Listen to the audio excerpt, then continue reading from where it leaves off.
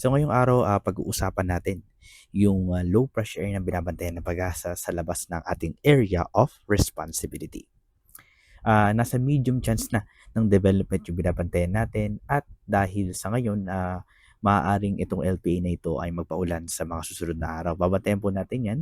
And sa ngayon, kung sakaling maging ganap na bagyo, yung low pressure area, papangalanan ng pag-asa ito na Bagyong Wilma. Ito na yung susunod na listahan natin ng bagyo at kung sakali unang bagyo para sa buwan ng Disyembre. Bago natin ipakita yung forecast track ng mga weather model, ayon po yan sa Japan Meteorological Agency, itinuturing na nila itong mahinang bagyo. Pero sa forecast ng binabantayan ng weather agency na ito, posibleng bumalik uli sa low pressure area circulation. Pero babantayan natin yan. Bakit nila nasabing posibleng bumalik sa low pressure area yung circulation? Dahil din sa medyo paglakas ng wind shear at also to yung hangin. Dry air kasi yung paligid nitong circulation na binabantayan natin. Alam naman natin ngayon na malakas na kasi yung ating wind shear dahil din sa paglakas din ng amihan. Sabay tignan naman natin ang mga pinapakita ng weather models. Palatandaan lamang, dapat lahat ng weather models ay nagpapakita or agree. Pero tandaan, iba-iba yung resulta kaya lagi po tayo magiging updated dito. Unahin muna natin yung ECMWF. Posibleng pumasok sa PAR yung circulation, maring maging LPA or mahinang bagyo ito, pero dahil lalakas yung amihan, maaring umina yung circulation at maaring maging low pressure area.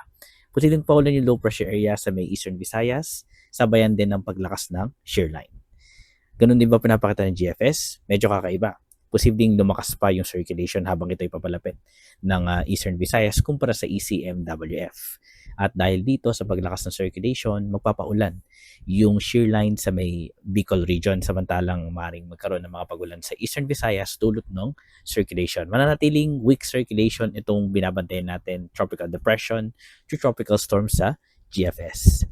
Sa another weather model na nandito, icon, ganun din pinapakita, mahinang bagyo habang ito'y lumalapit sa may Eastern Visayas at Bicol region.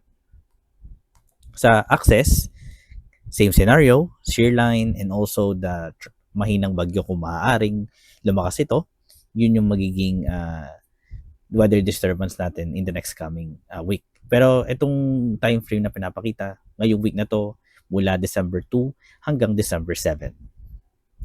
At sa last na weather model, yung FNB3, ito yung isa sa mga recent model na tinitingnan natin itong mga nakaraang bagyo.